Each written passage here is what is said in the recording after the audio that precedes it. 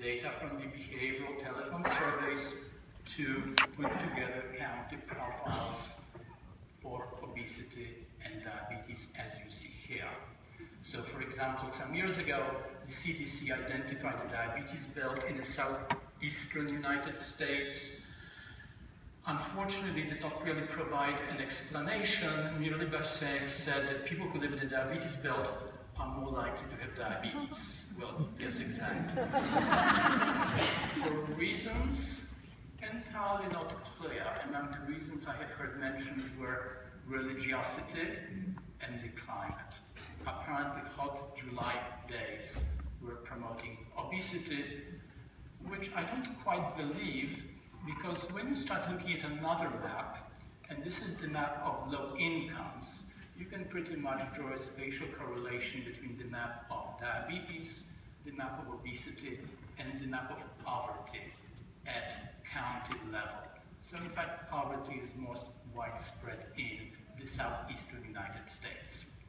But I want to continue the journey down, drilling down towards ever smaller areas. So let's now look at data from Seattle County. And here the Public Health Department has been looking at obesity rates by health planning areas on the left. And we, some time ago, published a paper which got picked up in the popular press looking at obesity by zip code. We used telephone survey data from the behavioral risk factor surveillance system. We looked at data from multiple years, and then we looked at the reported obesity rates, showing that obesity rates were much more common in zip codes down county towards Renton and Kent and Auburn, and there was much less obesity in Bellevue, Mercer Island, Madison Park, and so on. So those were the first data at the level of zip code, and we published those about 10 years ago. But since then, we have refined our techniques working with the Urban Form Lab in the College of Built Environments. And that allowed us to go further down. And the problem that we faced was this.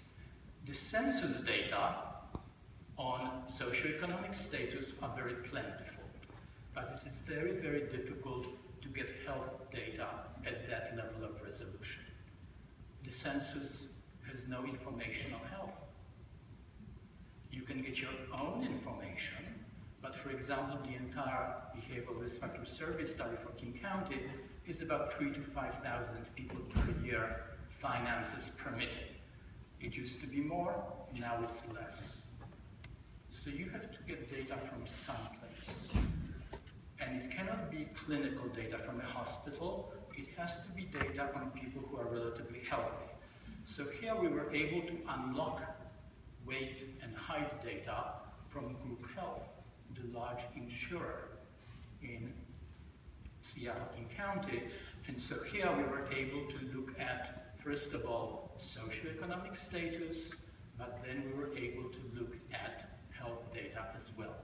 So when you look at socioeconomic status from the census, you get a picture of relative disparities by location. This is a multi-dimensional measure which takes into account such things as poverty, housing, education, employment, and so on. And you can pretty much see what the distribution of wealth and poverty is in King County.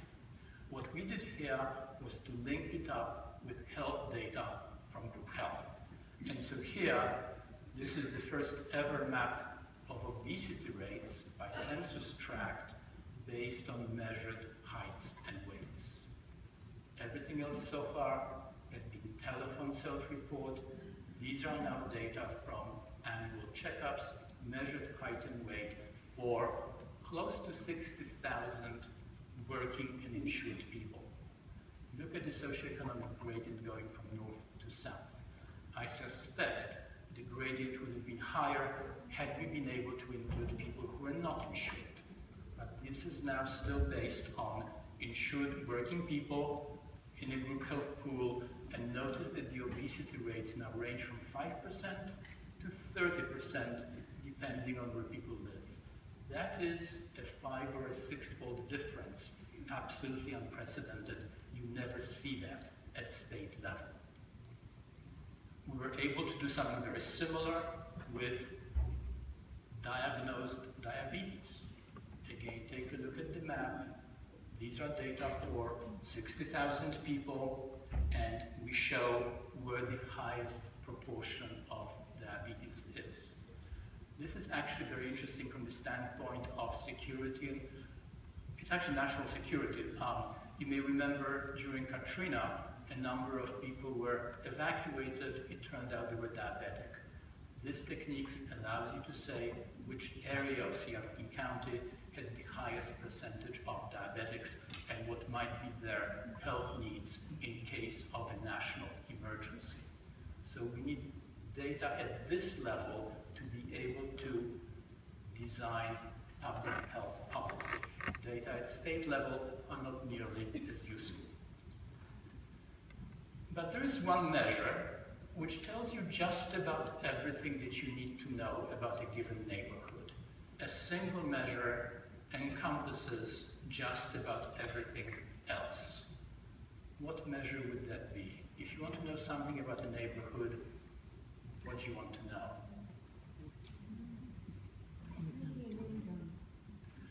Income is good. You know what's better? Education. Full-service grocery store is actually correlated with what I'm going to tell you about. So yes, people look at things such as proximity to parks, waterfront, opportunities for physical activity, proximity to full-service grocery store, distance away from fast foods and convenience stores, low crime, more parks. All of those things are subsumed in one single variable that we make very good use of. All those variables are subsumed in property values. Your residential property values reflect just about everything about your neighborhood. So in fact, we have led the way in Seattle County, working with the Urban Form Lab, in getting property data from the county tax assessor on a regular basis. In fact, by law, property values and taxes track the value of the house on a regular basis. So as a result, this gives us a very, very detailed picture about individual level, neighborhood level, for poverty or wealth. So these data are for residential property values, for central Seattle, so you can figure out where you live and where your neighbors live. And what's also nice is that the property values stretch out the socioeconomic scale. When you look at reported incomes, first of all, a lot of people refuse to tell you their income. You lose about 1/3 of the population, they won't tell you. And then the incomes are going to be 35,000, 70,000, 90,000, it tops off. Whereas the property value scale goes from 20,000 to over 3 million. Which means it's night and day. So here, these are data for residential property values. We get those from the county tax assessor, and using some microsimulation, we're now able to map obesity rates by census block, which is completely unprecedented. Compare it with state-level maps or the map of Africa. This is really drilling down to a very, very fine level, and we're able to show that there really is no obesity in lakefront properties with a view. Having a view was protective of obesity and diabetes. Don't laugh, there are papers that said greenery is protective of diabetes. I say, it certainly is. Waterfront is, being next to Central Park is, it's all good. So here you have a map of census block, and this is what the Urban Form Lab also does, because we look at property values at the individual tax parcel level, but they also have a computer system which divides the entire Seattle space into 30-meter grids, looks at property values within the grid, moves 30 meters down the road and recalculates. And this is done several million times. So as a result, we get a very nice, oops, a second.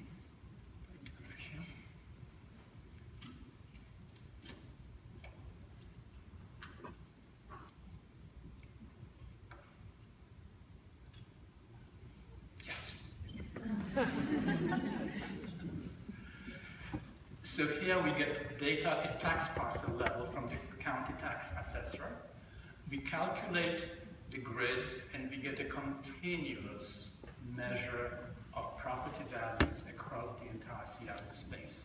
The beauty of that is it is not aggregated to any level of geographic aggregation. No zip codes, no census tracts, no census block. It is continuous. This is a moving average of all the property values within 10-minute walk of your home. So this is how it looks, and this is a beautiful new wealth metric based on geographic information systems. And playing around with this metric, we uncover a number of things about obesity. First of all, we find that property values were directly related to lower obesity rates among women. For some reason, property values had no impact on the weight of men. But for women, property value was associated with being thin. For women, it was also better to own than to rent. So, of course, I'm using property value as a proxy for socioeconomic status, but I'm not serious. If you really want to lose weight in what I say, remodel.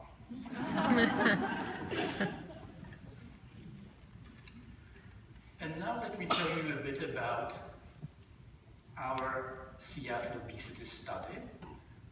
This was based on 2,000 people living in Seattle, King County. The blue dots are people living in King County. Red dots are people living in Seattle. The location is very approximate. We don't provide those data at any higher level of resolution, but you can see we had coverage of the entire space. Here what we did is to ask people questions over the phone, but we asked them where they went shopping, and we geocoded the primary supermarket, so we knew the distance, not to the nearest supermarket, but to the one that people actually went to. And interestingly enough, I'll come back to that later, people never shopped at the nearest supermarket. They went elsewhere. They went to a supermarket that was better suited to their needs. So here we have every single food location in King County was also geocoded. We actually got those data not from Info USA, as most people do, but we actually got them from Public Health Seattle King County because they license every single food selling place in the county as a permit. So as a result, those data are absolutely up to date and kept accurate. So here notice, first of all, that most of the food sources, including convenience stores and fast foods and restaurants and so on, are either located in shopping malls or they are located in urban developments along the major freeways. In other words, food stores and restaurants and convenience stores go where people go. And they are located by major transit stops, they are located along freeways, they are located in shopping malls. They do not concentrate, let me tell you, around middle schools. They are, you can just see the pattern of development and the major roads. So here we were able to look at the types of grocery stores. And food service grocery stores have indeed been used by the USDA, the US Department of Agriculture, as an index of healthy diets. Because the idea was that this was the place where you could get fresh produce, fresh good quality produce at an affordable cost.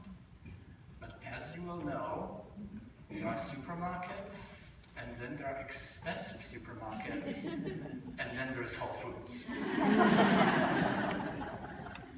So notice, of course, that Whole Foods, Madison Market, and PCC are in North Seattle. That's the three panels on the top, on the right.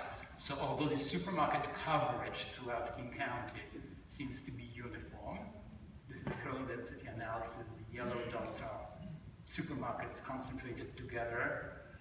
But notice that the expensive ones are all at the top, and the ones which are medium cost and low cost are everywhere. And here what we did was to look at access, measured in 20-minute walk, 10-minute bus ride, or 10-minute car ride. So what you see here is that if people go shopping by car, Seattle really has no food deserts, because just about any supermarket can be reached within 10 minutes by car. And in our study, about 90% of the people shop by car. Of course, if you live in South County, there's the panel on the top right, you actually cannot get to Whole Foods in 10 minutes. But you know, for many reasons, few people try. There is some. So here you see that in fact where supermarkets go, it's absolutely linked to the neighborhood and to purchasing power. Compare Starbucks and fast foods. That is very telling as well. So to some extent, it is not that the food sources, that the consumers do not choose food sources. Make no mistake, the food source has selected you. The reason they locate in a given place is because they know that you're going to come walking by. And none of this is a coincidence. So it's not exactly complete free choice. All of those things come together. So of course, prices are very different. This was done some time ago. We're now redoing this study for the city of Seattle because they're interested in the impact of minimum wage on food prices. A very good question. Will higher minimum wage lead to an increase in food prices and inflation in general? So we just completed data collection before the 1st of April, looking at prices in a range of supermarkets within Seattle and in Seattle-King County. So notice here that for the same 100 items, prices at Whole Foods and PCC are much higher than they are at Fred Meyer and Albertsons, and the difference in price actually holds for all of the food categories and not just fresh produce, fish or meat. Everything is more expensive. Then of course, no surprise here, there is a different socioeconomic profile for each supermarket. Meaning that people with lower education and lower incomes are much more likely to go to Safeway. Take a look at the panel on the left and see in blue how the Safeway market share shrinks and diminishes as incomes go up, and then conversely, how the amount at PCC, Whole Foods, and Metropolitan Market goes up with income, and much the same thing happens with education. So again, this is a very interesting demographic profile of shoppers by supermarket chain, which few people have explored, let alone published. So education and income absolutely reflect the supermarket, and then attitudes do as well. People who said, I want my diet to be healthy, were more likely to go to PCC, Whole Foods, Trader Joe's, Madison Market, and people who didn't care about health quite so much, this was Seattle, so everyone did care about health, but those who were neutral or disagreed were more likely to go to Safeway, mostly, and less likely to go to the other more expensive stores. On the other hand, when we look at the importance of the food budget, again, remember the importance of the food budget and attitude, again, correlated with the type of supermarket that people went to. And we actually knew more than this, since we knew where people lived. We were able to geocode everything and look at the catchment area of each supermarket to find out what the shopping polygons were and who went from where to shop in what district. And this is how we found out that people actually did not go to the nearest supermarket, they went someplace different altogether. So not surprisingly, we found that obesity rates were vastly different among supermarket shoppers. Shoppers at Whole Foods were very lean. Obesity prevalence among Whole Foods shoppers, 5%. Obesity prevalence at Albertsons, 35%, and there was one more store which I will not name, where obesity rates went up about 40%. And the supermarket effect was significant, adjusting for individual level education and income. Of course, you will say, how can you adjust for education and income? It's like saying, well, going to Whole Foods adjusting for education and income is like driving in a Rolls Royce adjusting for education and income, sure. So there are limits to linear modeling and the adjusting for socioeconomic covariance. But again, interesting effect, King County mean for obesity is 20%, and we found different shopping venues were associated with different obesity rates. And what we found very provocative was that diet quality was also affected by property values. So on one hand, we knew that diet quality, measured as healthy eating index, is a measure of compliance with dietary guidelines.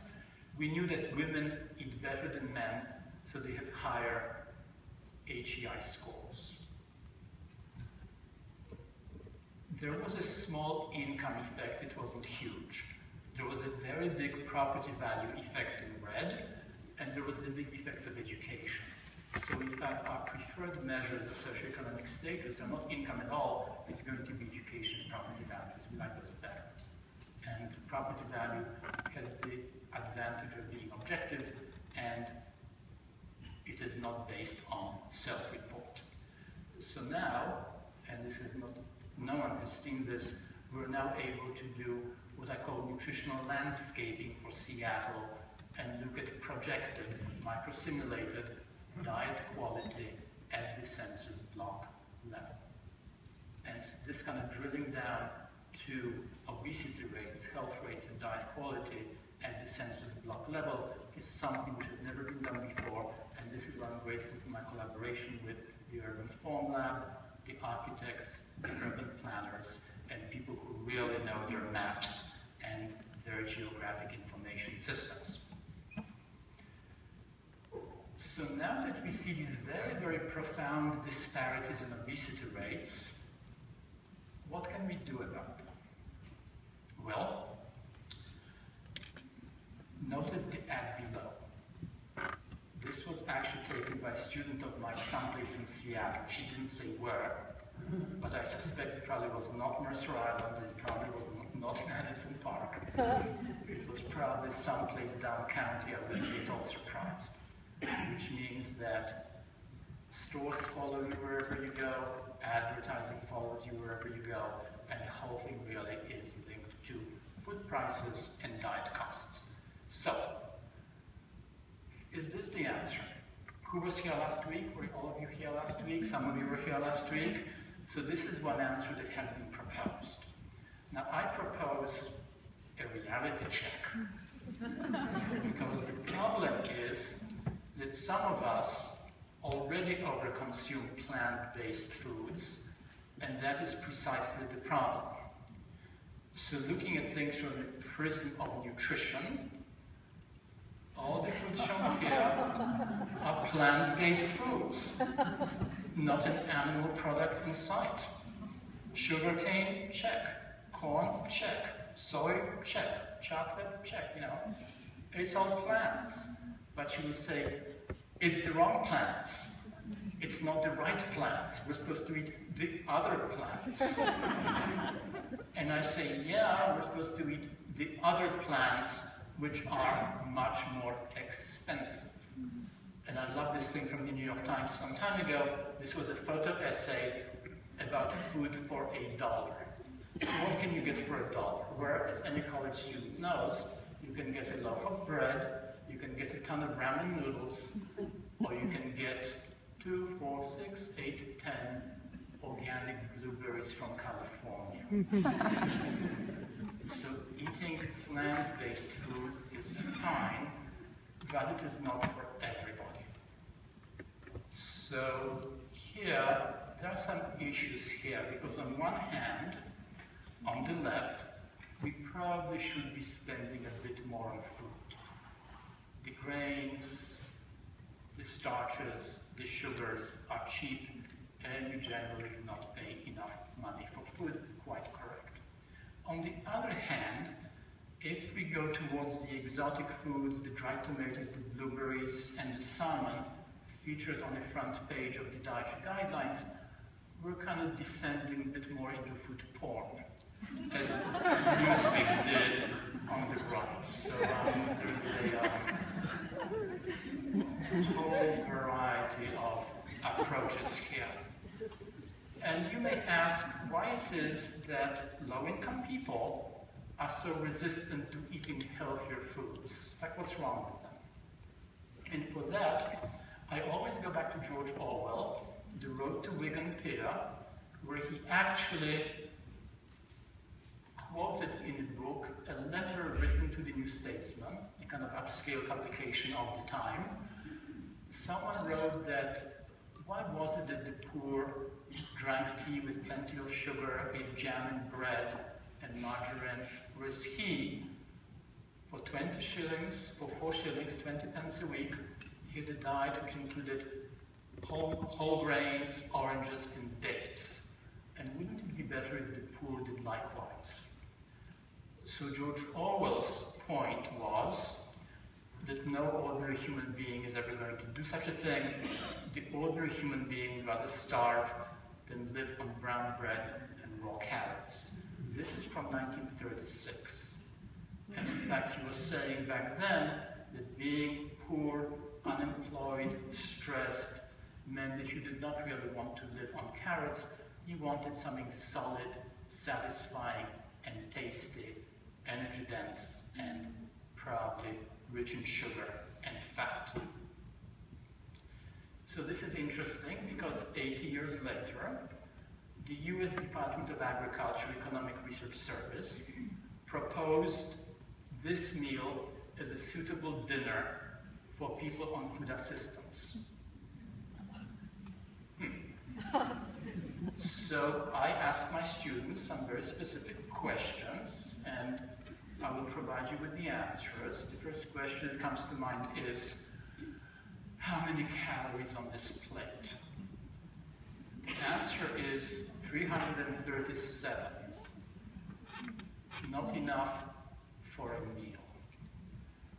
Second question is, what did it cost? And here what I did is actually I did go to QFC and to Albertsons, and I did buy 2 olives, 3 broccoli sprouts, some grapes. They looked at me funny when I said class project. So with my best efforts, it was still $11 for 300 calories. Now remember, everything has to be sliced, cleaned, peeled, chopped, steamed, and so on. We actually did this in the lab with a stopwatch. It was 45 minutes. And then you think, well, are these foods that people normally consume? So we went to the National Health and Nutrition Examination data to look at the frequency of consumption of these various foods. And carrots were consumed, Brussels sprouts, no, really not. Angel hair pasta, absolutely not. So there are issues here about, is this really a suitable dinner for low-income groups, or would they much rather go and buy a bucket at QFC for less money, and perhaps more satisfying, and easier, and closer, and who's to blame? So those are the issues that you really need to take into account as we discuss food stamps and food assistance. I was actually very amused by this as well, because this was a report on behavioral economics and diet quality in nutrition assistant program participants. This was actually written by some colleagues of mine, so I will not be too provocative. But notice that this USDA report on food assistance, on its cover, has got peeled, trimmed kiwis. and trimmed oranges. And I'm thinking, I don't know if behavioral economics will improve diet quality. You know what will? A housekeeper.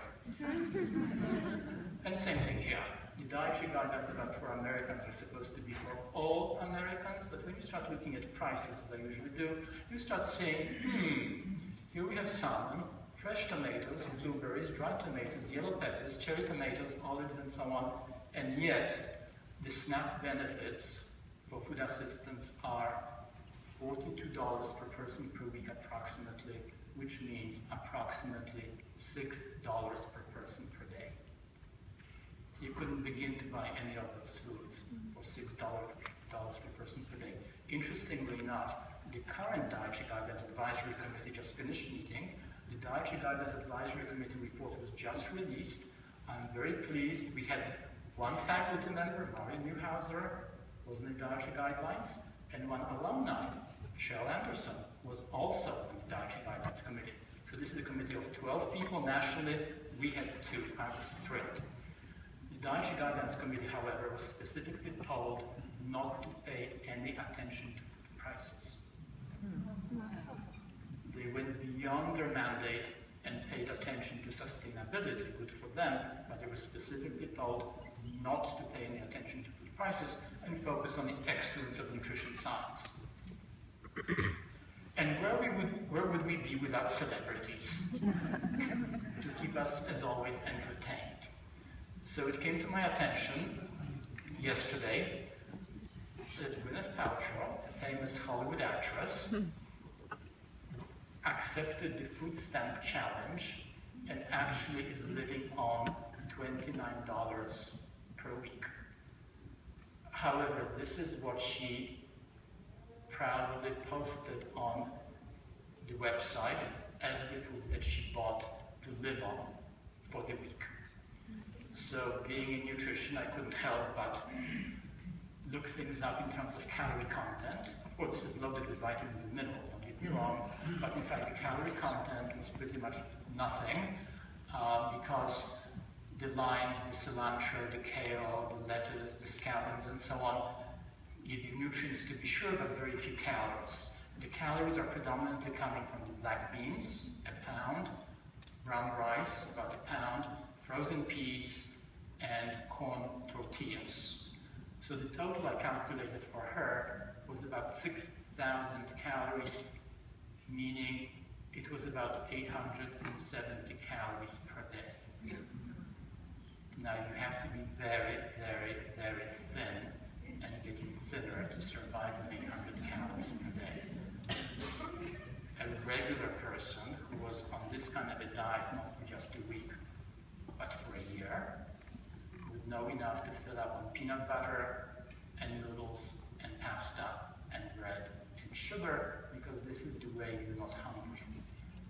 I suspect you'll be getting tweets and posts about how hungry she is. And I do worry about the beans.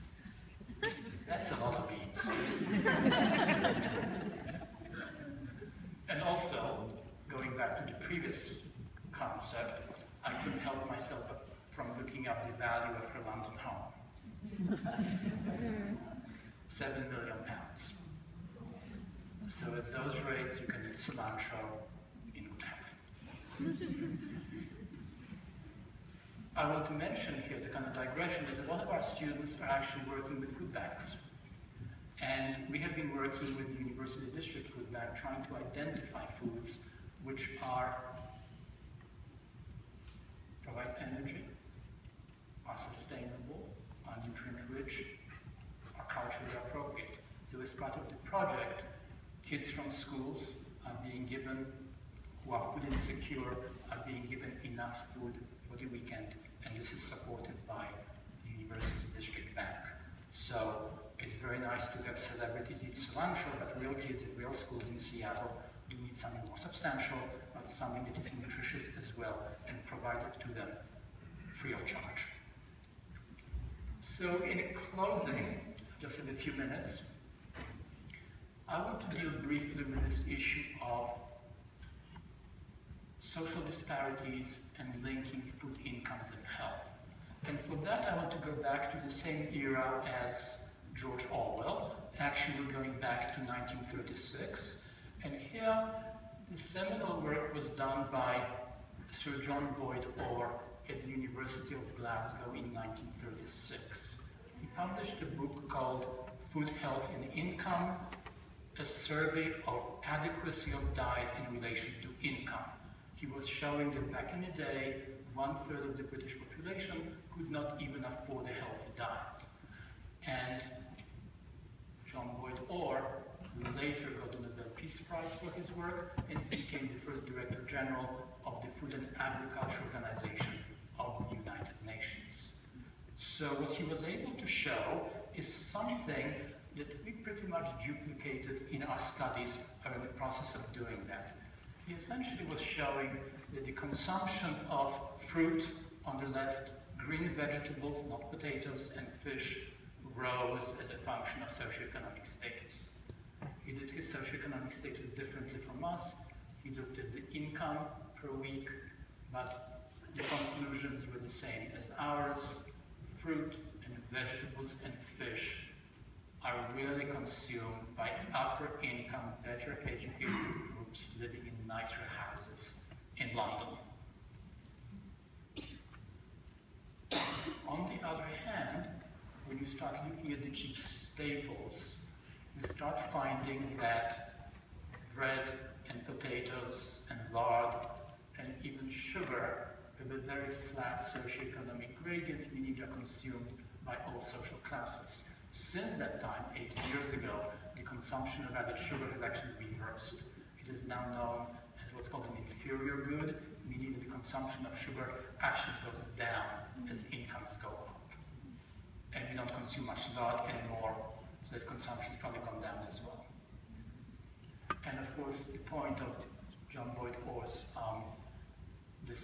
discourse was that we needed a centrally planned system for food, and we needed to increase the production of nutrient-dense foods, by which at the time he meant milk and dairy, by which now we mean fresh produce and more vitamins and minerals and plant foods. But again, notice the socioeconomic gradient is very much the same now as it was then. So the key concept here is the concept of energy density. Foods are energy dense or nutrient rich. Vegetables and fresh produce are rich in nutrients, but grains and fats and sweets are rich in energy and very often do not contain sufficient nutrients. So in a couple of slides that I have here, I want to show that there is a gradation here as we go from water content to energy density, and the fats and oils and the sugars and sweets and beverages and the dry beans and the legumes and nuts and seeds are cheap, good tasting, energy dense, and very often nutrient poor. Some of them are more nutritious than others because beans and legumes and nuts and seeds are actually nutritious. Fortified cereals are energy rich and nutritious, but sugars and desserts and dairy and grain desserts usually are not. So that what we see is when we go from those data to the dietary guidelines, we find that complying with the dietary guidelines actually does increase diet costs. So the foods we're not supposed to be eating so much of are actually cheaper, and the foods that we under-consume tend to be the ones that are more expensive. So that complying with the dietary guidelines actually does have economic consequences. And I'll skip this slide and just show you the diet quality measure that we use. The healthy eating index actually does increase with cost. So the more we spend on diet, the healthier we eat. Those are national data from the National Health and Nutrition Examination Survey that show that as you go from left to right, and as we go from less expensive diets to more expensive diet, the total overall diet score increases as well.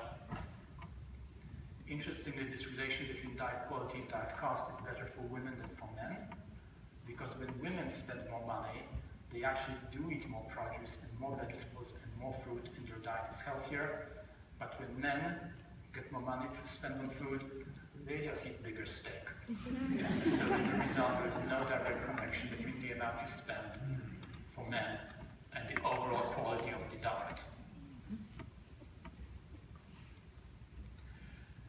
So just to conclude here, this is our final link between diet quality and cost. As people get poorer, as food prices go up, as people's food budgets become constrained, nobody wants to feel hungry. Back in the day, no money for food meant no food. But these days, the empty calories have become so cheap that as you spend money on food, if you spend less money on food, it is actually possible to eat more. What happens is that by spending less money, you are drawn towards cheaper, more energy-dense foods, more grains, more sugars, and more fats. And as a result, it is actually possible to spend less and eat more. And we came out with this in 2004. Michael Pollan, of course, reversed that and said, spend more, eat less. It's the mirror image. I'm telling you that depending on where you live, how much money you have, what place you shop at, it is actually perfectly possible to spend less and eat more. So to some extent, the obesity epidemic is not necessarily a consequence of everybody being exposed to the toxic food environment. It is actually a consequence, in my mind, of a toxic economic environment. And I think the obesity epidemic is actually a sign of growing social disparities in the United States.